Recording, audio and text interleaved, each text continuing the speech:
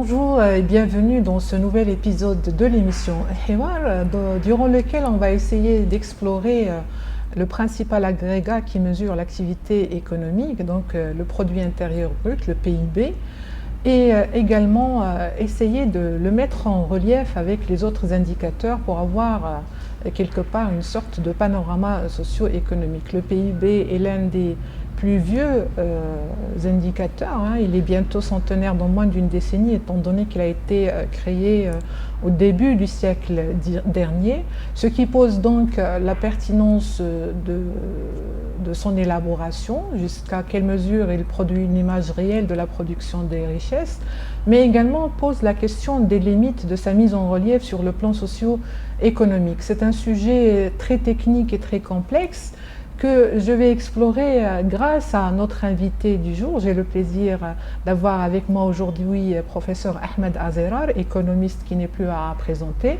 et également fondateur du Cercle de l'économie d'entreprise du Maroc, le CEREM.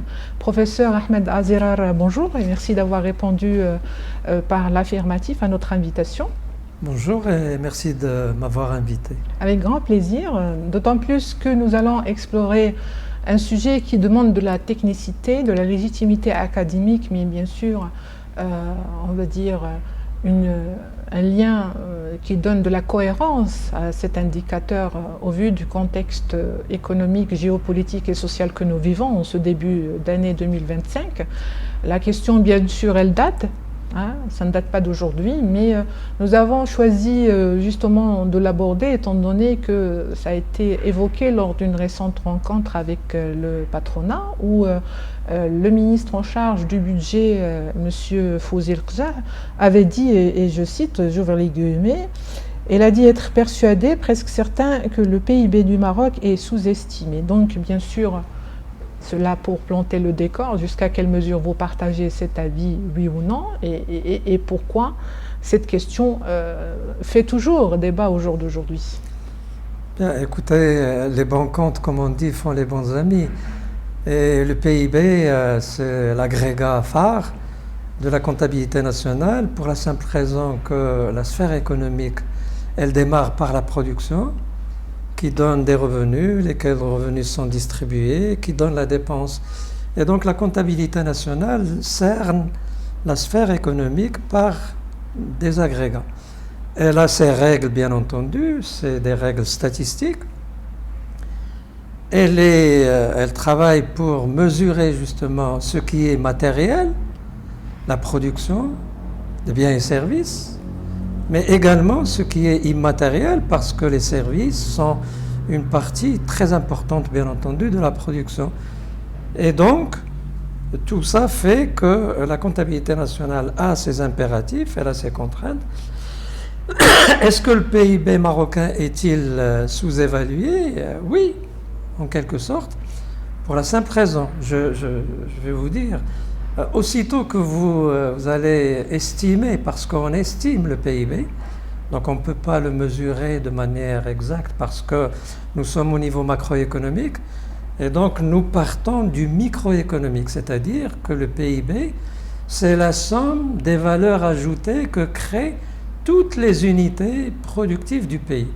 Donc vous faites la somme privée et publique, vous faites la sommation, et donc vous trouvez là. Donc il y a certainement des impairs au niveau donc de cette évaluation.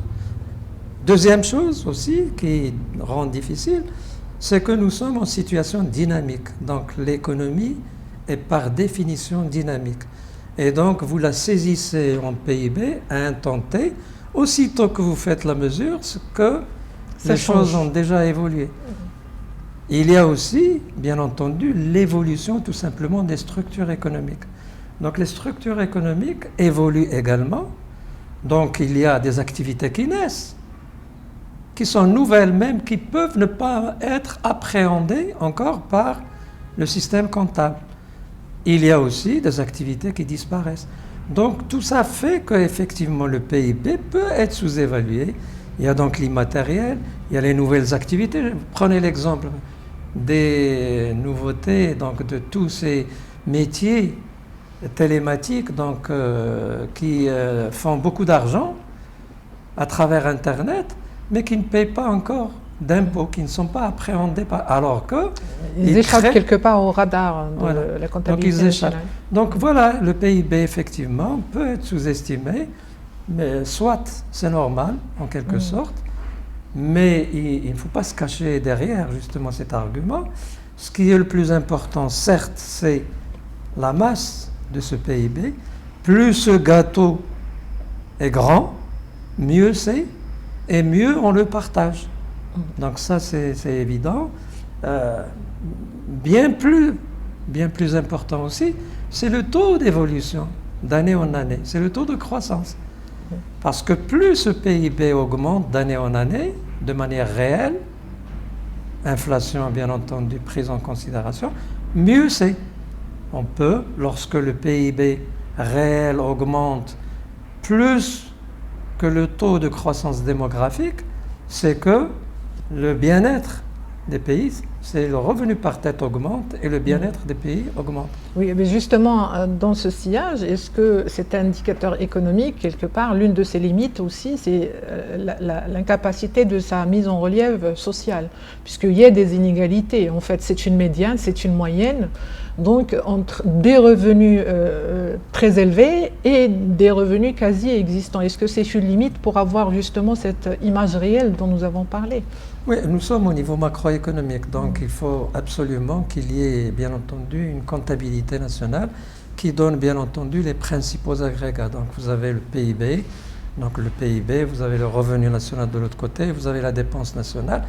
Donc ce sont des agrégats macroéconomiques. Bien entendu, tout agrégat moyen cache des inégalités, cela est vrai.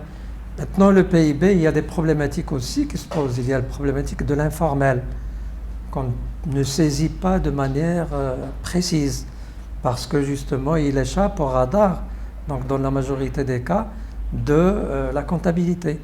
Mais sachez qu'on l'estime, bien entendu. Il y a des moyens, bien entendu, pour estimer. D'ailleurs, la comptabilité nationale, à ce que je sache, est en train de réaliser une enquête assez... étoffé pour mieux appréhender justement cet aspect important. Bien entendu, là aussi c'est une grande problématique connue. Est-ce que cet informel est-il nuisible à l'économie? Ça dépend de quel informel on parle. L'informel vivrier est utile. L'informel qui fait qu'un jeune commence une activité économique et ne paye pas encore d'impôts, c'est salutaire. Mais ce qui est nuisible à l'économie, c'est l'informel, bien entendu, professionnel. On cherche à frauder, à profiter des systèmes et à passer entre les maillons du filet. vous avez cité le système de comptabilité nationale, peut-être un mot là-dessus, sur aussi la rigueur, aussi comment se fait le calcul des PIB, parce que vous l'avez dit, mais on peut revenir là-dessus. Ce sont, on va dire, une méthodologie et des références aux standards internationaux. C'est pas un calcul qu'on fait de son libre arbitre, mais on va répondre à une grille bien particulière. Bien, au Maroc, c'est le Haut Commissariat au Plan qui, bien entendu, qui a la responsabilité de la comptabilité nationale. Alors naturellement, lui-même, il glane les informations spécialisées des divers secteurs qui sont émetteurs de cette information. Il est responsable également, à son niveau, bien entendu, de suivre les chiffres d'un ensemble d'activités au niveau national. Donc pour cela, il fait soit des enquêtes en grandeur nature, donc scientifiquement, bien entendu, parlantes, mais également des sondages ou des suivis, bien entendu, d'activités, comme par exemple l'inflation ou les prix, il les suit mensuellement. Donc il suit également. Alors tout ceci, le système de la comptabilité nationale, est basé sur une évaluation ou une image que justement le HCP prend de décennie à décennie, c'est-à-dire qui décrit les structures productives, les structures économiques du pays. Et ce sont ces structures socio-économiques qui donne bien entendu qu'est-ce que je vais dire? Donc qui donne le poids de chaque secteur dans le tissu économique globalement pris. Donc on a bien entendu une méthodologie et des procédures qui sont précises. La comptabilité nationale est une science, même si elle s'adresse justement à l'humain et au socio-économique qui, lui, bien entendu, a ses règles. Elle est normalisée aussi. Donc il y a une norme de la comptabilité nationale mondialement suivie par les Nations Unies, que le Maroc applique d'ailleurs. Alors pour justement faire un parallélisme avec la comptabilité privée, alors sachez que la comptabilité publique est au même titre que la comptabilité privée censée donner une image fidèle de ce qu'elle est en train de comptabiliser. Donc il y a des normes et elle est suivie. Donc de là, elle est crédible, donc, parce que beaucoup de gens attaquent un petit peu le système de comptabilité nationale. Pourquoi elle est crédible? Pour la simple raison, d'abord qu'il y a cette norme, et deuxièmement, elle est sous les regards de tous nos partenaires internationaux et multilatéraux. Alors la Banque mondiale, le FMI, l'OCDE, les agences de rating, etc. Tout ce monde a les yeux rivés, bien entendu, sur les comptes. Et donc il suffit de quelques petites, bien entendu, vérifications très simples que les experts connaissent pour qu'on se rende compte si la comptabilité est fiable ou pas. Donc c'est un système qui est rodé, qui est professionnel, qui a maintenant une expérience, bien entendu, de plusieurs décennies et qui évolue. Alors maintenant, le commun des mortels peut se tromper, bien entendu, sur la signification. D'ailleurs, en confondant les PIB, hein. Quand on parle du PIB, on croit de parler d'un PIB alors qu'il y a plusieurs... Oui, le PIB, donc déjà il est brut. PIB, c'est la somme des valeurs ajoutées, donc de toutes les valeurs ajoutées créées par l'économie nationale. Alors naturellement, ce PIB, c'est l'indicateur principal pour suivre la richesse productive nationale d'une année. Elle est ainsi produite de manière comparative à tous les autres pays, pour qu'on puisse comparer les pays les uns aux autres. Donc c'est pourquoi vous avez un classement, par exemple, de la Banque mondiale, qui est basé sur le PIB. Alors bien sûr, on dit que ce n'est pas suffisant, il y a d'autres, bien entendu, indicateurs. Donc des indicateurs du PIB, en allant vers le PNB, ne serait-ce que le PNB, ou le revenu national, ou même on peut aller à un niveau beaucoup plus large, comme par exemple l'indice de développement humain, qui lui inclut non seulement donc la production ou la croissance ou la richesse matérielle du pays, mais il inclut le social, tout ce qui est humain, donc le niveau bien sûr de développement humain. Et là, entre les deux indicateurs, vous avez bien entendu une différence énorme. Alors, il y a même certains économistes un peu versés sur le social ont produit un concept donc un peu bizarroïde, mais qui interpelle, qui est le bonheur national brut. Ça veut dire que la richesse tout simplement matérielle et immatérielle n'est pas suffisante pour créer le bonheur d'un pays ou d'une population donnée. Donc il faut bien plus, la durabilité. Il ne faut pas qu'on détruise bien entendu la nature, il faut que la biodiversité soit respectée, etc. etc. Donc de là, vous avez donc des indicateurs, mais le PIB reste bien entendu l'indicateur le plus. Justement, c'est ce qu'on disait par rapport aux limites en termes d'image, on va dire, réelle de ce que ressentent finalement les citoyens. Parce que le citoyen lambda, quelque part, quand il voit ces chiffres. Mais avant de revenir un petit peu à ces aspects des indicateurs sociaux qui, parfois, ils sont en grand écart par rapport à des indicateurs économiques, on a constaté ces dernières années que, bien qu'il soit un indicateur phare, finalement, il est quelquefois supplanté, ou plutôt il y a une concentration sur le taux de croissance. Finalement, tous les curseurs vont suivre l'évolution plus que la production elle-même de richesse. Est-ce qu'il est en train de perdre de son lustre, ou bien c'est une tendance que vous jugez naturelle ou normale, sachant que le taux de croissance il est beaucoup plus volatile, puisque lui aussi c'est plus une prévision, une projection qu'une collecte de données qui sont par la suite comptabilisées avec un système plus rigoureux. Ouais, le taux de croissance est tout simplement l'évolution du PIB lui-même. Donc c'est d'année en année, on mesure l'évolution du PIB. Donc d'année en année, selon une base, bien entendu, que la comptabilité nationale retient, qu'elle change chaque dizaine d'années à peu près.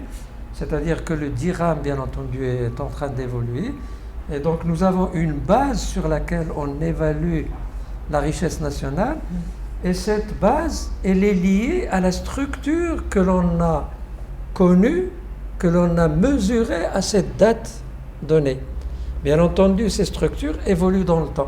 On ne peut pas à chaque fois, bien entendu, chaque année, faire des enquêtes grandeur nature pour faire évoluer le... Mais on tient compte, bien entendu, de cette évolution. Et donc, nous avons le PIB, son évolution, c'est le taux de croissance. Alors, le taux de croissance est le mieux indicatif, c'est en termes réels. Donc, il faut bien entendu qu'on puisse élaguer l'effet inflation. Donc, on prend un dirham réel, c'est-à-dire qu'on mesure, bien entendu, le taux de croissance réel, et c'est un indicateur très fiable, bien entendu, pour évaluer la richesse nationale. Donc, finalement, il n'y a pas de concurrence comme non, ça laisserait entendre. Il y a de la concurrence, c'est-à-dire que quand on voit que chaque organisme, si vous voulez, sort un taux de croissance, c'est des prévisions. Donc avant même... À des instants particuliers aussi qui peuvent ne pas être les mêmes. Bien entendu, c'est des temps différents déjà, parce que l'une fait en mai, l'autre en avril, et l'autre en janvier, l'une une année avant ou 2 ans, etc., qu'on actualise au fur et à mesure. Donc c'est des prévisions. Mais toute prévision, bien entendu, est par définition, bien entendu, incertaine. Donc on retient un certain nombre d'hypothèses. Alors hypothèse phare, combien on fera par exemple donc, en matière agricole? Au Maroc, ce sont les céréales. Donc combien va coûter l'énergie, etc., etc. Le taux d'inflation, il sera de combien, etc. Donc tout ça, nous prenons des hypothèses. Et sur la base de ces hypothèses, on estime bien entendu comment va évoluer la production nationale des divers secteurs et on se projette dans le futur pour donner donc un taux de croissance prévisionnel, bien entendu, de l'année 2025 déjà, ou 2026, ou même on peut aller plus loin, bien entendu, mais avec un degré de certitude, bien entendu, moindre.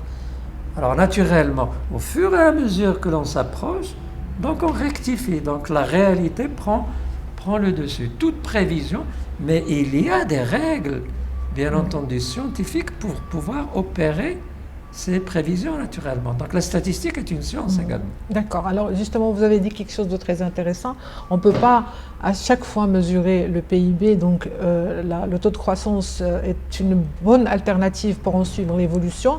Mais en ce début 2025, il y a quand même un événement qui est très important. On vient de faire un recensement général de la population et de l'habitat. Quelle est la valeur ajoutée en fait des données sociales et économiques pour étoffer un petit peu la data pour mesurer le PIB, ça veut dire avoir une nouvelle estimation de la production du produit ou la production intérieure brute. Bien, alors le recensement général de la population et de l'habitat est une opération grandiose. Elle se réalise une fois chaque décennie. Donc c'est une opération coûteuse et puis elle est faite de manière exhaustive à l'échelle nationale. Elle est multi-objective. Alors le premier élément essentiel, c'est bien entendu de recenser la population de manière aussi exacte que possible. Parce que le plus important dans tout ça, c'est la population. Donc tout ce qui se fait, l'économie, etc., il est fait dans le but, bien entendu, de satisfaire les besoins d'une population donnée. Donc il faut savoir, bien entendu, il faut qualifier cette démographie. Quelle est notre population? Comment elle évolue? Quelles sont les caractéristiques essentielles de cette population? Sa fécondité, son habitat, ses équipements, etc., etc. Quelles sont ses manières de vie, etc. Donc vous avez vu, vous avez dû voir, bien entendu, et subir vous-même le questionnaire, certainement, bien entendu, des enquêteurs de ce recensement. Donc il y a une grille, voilà, une grille très étoffée, bien entendu, dont l'objectif véritablement de caractériser, bien entendu, la population, ses méthodes de vie, ses revenus, sa manière, bien entendu, de s'acquitter, quels sont ses besoins aussi. Alors tout ça, bien entendu, dans un but de mieux servir cette population, c'est-à-dire de pouvoir donner aux décideurs qui vont shaper, j'allais dire, les politiques économiques, les politiques sociales, les meilleurs outils, bien entendu, pour répondre de manière plus précise possible aux besoins, justement, de cette population. Et la comptabilité nationale se sert naturellement des données que le recensement donne, justement, pour corriger un certain nombre, bien entendu, de données pour en tenir compte dans les procédures de calcul de ces agrégats. D'accord. Alors justement, en parlant des populations, on va aller aussi sur les autres indicateurs tout aussi importants et que finalement l'évolution même du PIB ne permette pas de refléter. Mais juste avant, vous avez dit quelque chose qui est très important, c'est le PIB, c'est la structure de l'économie, c'est des momentum.